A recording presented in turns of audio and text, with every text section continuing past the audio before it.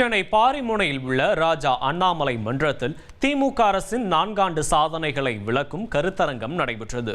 இதில் பேராசிரியர் பர்வீன் சுல்தானா பங்கேற்று உரையாற்றினார். அந்த காட்சிகளை பார்க்கலாம். பெண்ணின் உயர்வே மண்ணின் உயர்வு என்பது எனக்கு இன்றைக்கு தரப்பட்டிருக்கக்கூடிய சிந்தனை.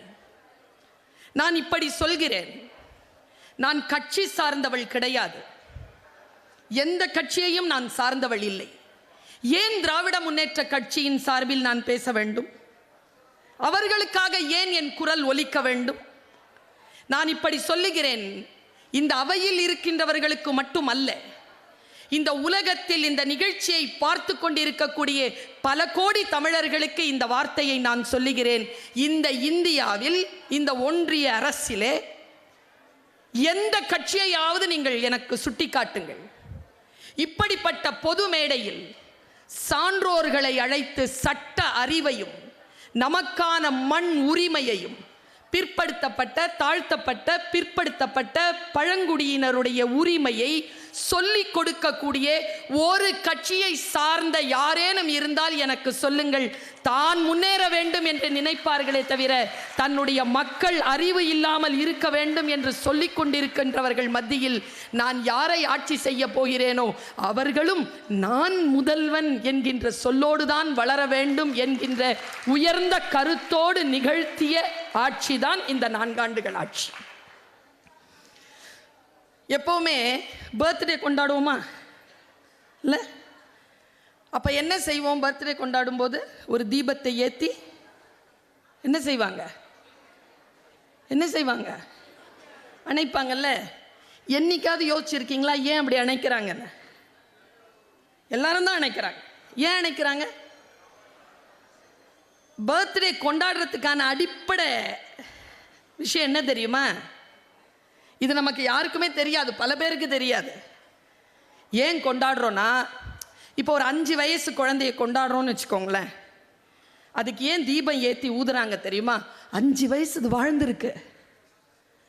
அந்த வாழ்ந்த நாட்களை கொண்டாடுவதற்காகத்தான் அது அணைந்து போய்விட்டது என்பதனை சொல்லுவதற்காக தீபம் ஏற்றி அணைப்பார்கள். இதுதான் உண்மை. ஆனால் இந்த 4வது ஆட்சி 4வது முறையாக அப்படி சொல்லிட்டேனா? நான் அப்படித்தான் நிகழப்போகிறது. 4 ஆண்டுகள் முடிந்து இதோ இன்றைக்கு மே 7ஆம் தேதி ஒரு தீபம் ஏற்றப்பட்டிருக்குல்ல. இது 4 ஆண்டுகளுக்கான வரலாற்றை சொல்லுகின்ற தீபம் மட்டுமல்ல, இனி வரும் காலமும் நம் காலம் என்று சொல்லுவதற்காக ஏற்றப்பட்ட தீபம். இது இப்படித்தான் இருக்கணும். நான் ஏன் பெண்களை பற்றி யோசிக்கிறேன்? இந்த ஆட்சியை பற்றி பேசும்போதெல்லாம் நான் ஏன் நான் நெகிழ்ந்து போகிறேன்? ஒன்றும் இல்லை, மேடையில் நானும் மதிவதனியும் உட்கார்ந்துருக்கோம். எங்களை மரியாதை செய்கிறதுக்கு ஒரு 2 பேர் பெண்கள் வந்துட்டு போனாங்க. இல்லை, மற்ற யாரும் பெண்கள் இல்லை, அப்படி தானே? மற்றவர்கள்லாம் அமைச்சர்கள், ஆன்மீக சொற்பொழிவாளர், நாடாளுமன்ற பாராளுமன்ற உறுப்பினர்கள், சட்டமன்ற உறுப்பினர்கள்லாம் உட்கார்ந்துருக்காங்க. நான் ஒரு வரலாறு சொல்லவா? இந்த ஆண்கள் மேடையில் உட்கார்றதுக்கும் பெண்களாகிய நாங்கள் உட்கார்றதுக்கும் ஒரு சின்ன வித்தியாசம் இருக்கு. திராவிட மாடல் அரசு இந்த அறிவை எங்களுக்கு கொடுத்துருக்கு, அதனால நான் அதை கொடுக்குறேன் உங்களுக்கு. இவர்கள் மேடையில் உட்கார்வதற்கு பின்னால் அண்ணன் சேகர் பாபு அவர்கள் ஒரு 40 ஆண்டு காலம் கடுமையாக உழைத்திருப்பார், இரவு பகல் பாராமல். சுகி சிவம் ஐயா அவர்கள் ஒரு 60 ஆண்டு காலம் உழைத்திருப்பார். மேடையில் உட்கார்ந்திருக்கின்றவர்களாம் 30-25 ஆண்டுகள் உழைத்திருப்பீர்கள். நானோ மதிவதனியோ இங்கே வந்து உட்கார வேண்டும் என்றால் வெறும் 40 ஆண்டு 30 ஆண்டு போராட்டம் ஆகாது.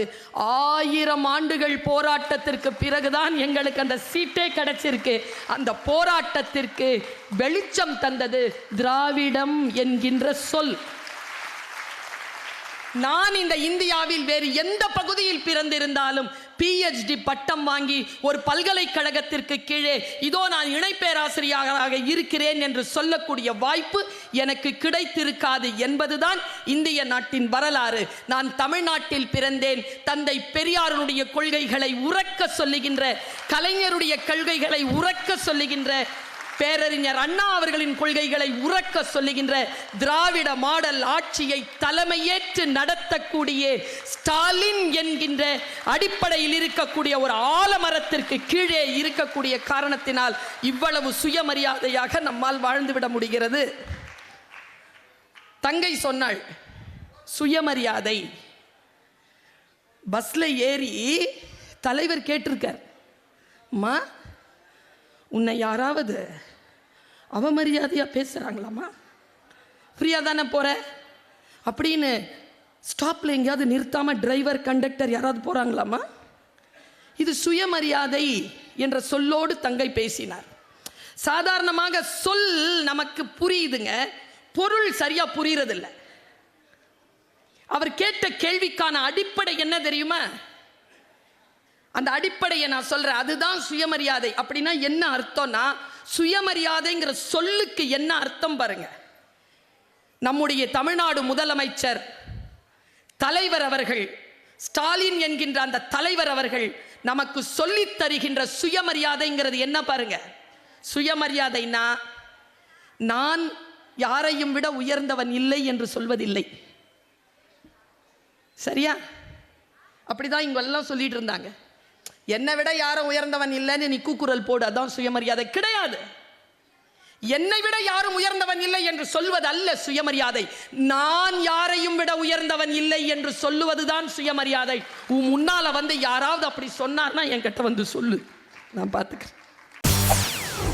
செய்திகளை உடனுக்குடன் தெரிந்து கொள்ள உடனே சப்ஸ்கிரைப் பண்ணுங்க.